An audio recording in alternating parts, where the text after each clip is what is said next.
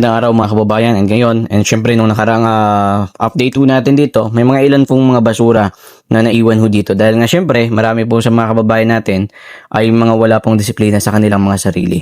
So dito maraming tumatambay lalo na po pagdating po ng hapon. Bandang around alas 4 hanggang alas 9 po ng gabi. Marami po nakatambay dito. And packet po tayo dito mismo sa Intramuros Bridge. Actually, Intramuros Bridge ay official ito nang binuksan taong 2022 and meron po itong habang 680 meters, almost 1 kilometers. And makikita po natin dito mga kababayan, although dahil nga siya napakarami pa pong ginagawa ngayon ng ating mayor at kakaupo niya lang bilang mayor muli ng Maynila. So makikita po natin yung mga, although marami namang mga pintura dito talaga, lalong-lalo na ang Lagos nila, iba-iba pang mga underpass sa Maynila, na kung saan talaga yung napabayaan itong nakaraang namuno dito po sa Maynila. So asahan po natin na sa mga susunod po ng mga buwan, siguro naman ay magiging okay at mapinturahan na yung mga ano dito. Kasi talagang napabayaan nung nakaraan pong may namuno ho dito sa ating lungsod ho ng Maynila.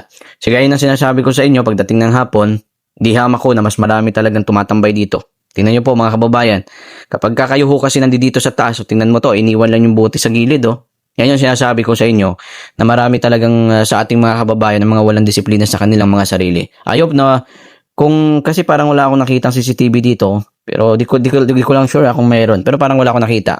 Sana po magkaroon lalo na itong bridge na ito. Marami kasi talagang nag-iiwan na kanilang mga basura dito po sa bridge na ito. So yan, dito naman yung Pasig River, talagang isa yan sa mga inutos din ni Mayor na talagang ayusin at linisin sa ngayon.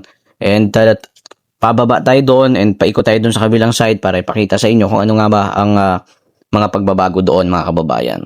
So okay naman, malinis naman po dito and yun nga, pagdating sa kalinisan, although may mga nag-iiwan ng mga kababayan natin pero kagad nakukuha yan. Pero di hamak sana na para ho mapanagot yung mga nag-iwan ho ng mga basura dito. Di hamak siguro na mas maganda kapag nagkaroon talaga ng CCTV. Di ko lang sure kung mayroon pero parang wala nga ako nakita. So dito mga kababayan, parang kakaiba ito. Ganda Ayan, so okay naman dito. So malinis. And dati din kasi may mga tumatambay-tambay dito, yung mga syempre, yung mga lalong-lalo na yung sumisinghot-singhot dyan. So isa yan sa mga nasawata kagad under the leadership of Mayor Isko Moreno. Makita naman natin kung gaano talaga kalinis, even doon sa Junes Bridge. Okay naman, maganda. And pababa tayo dito, very iconic, napakaganda ho nitong bridge na ito. Talaga namang maraming salamat sa nagpagawa ho nito.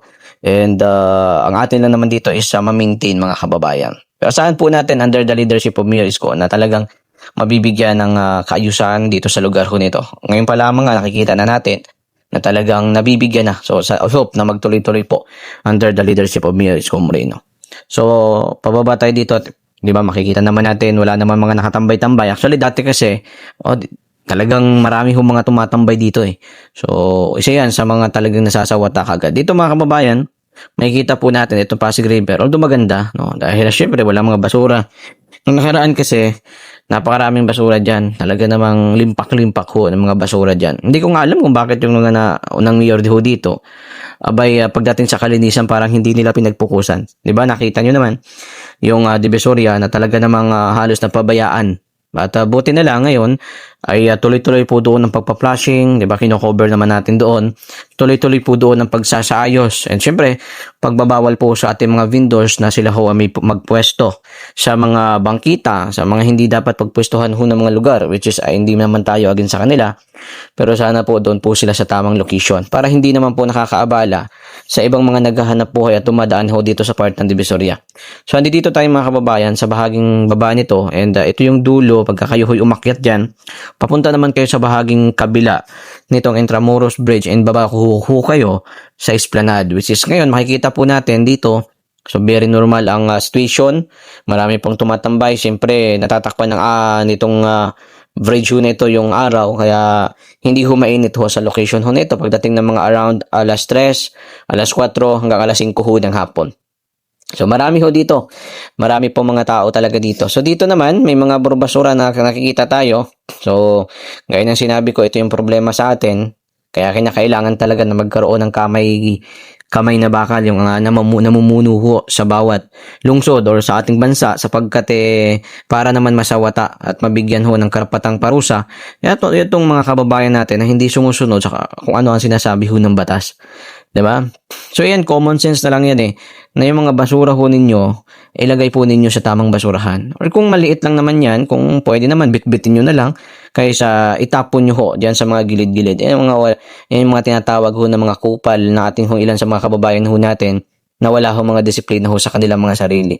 So dito mga kababayan, so far makikita natin, nung nakaraan tayong dumaan dito, na ayos na yan, na linis. So ngayon may mga konting basura. Ayan, kita po natin. Dito sa left side po natin. Although dito dati, tinatambayan ito, maraming mga natutulog dyan.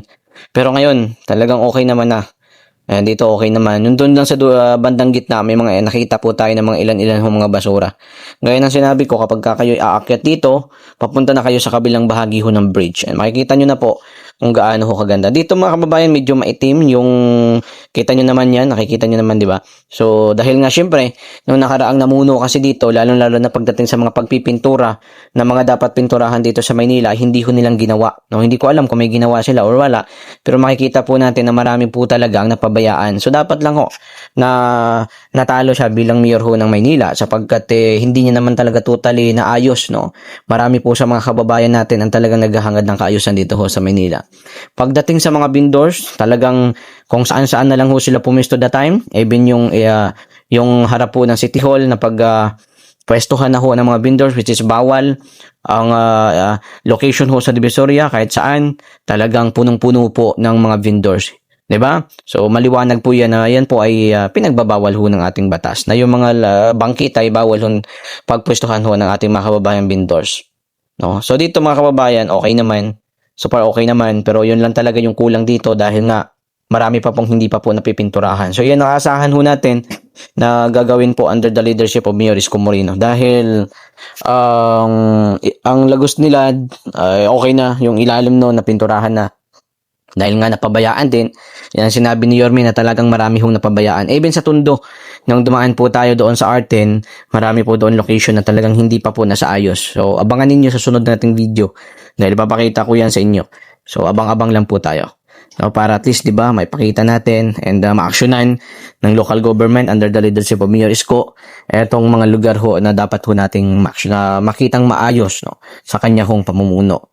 So, nagpapasalamat tayo dahil lahat naman pong inire-report kay Yorme ay talaga pong kanya pong inaaksyonan. Marami na po dyan kung saan talagang inaksyonan po ng ito pong ni Mayor Isko Moreno yung mga netizen na nag-report po sa kanya sa mga lugar na dapat pong aksyonan.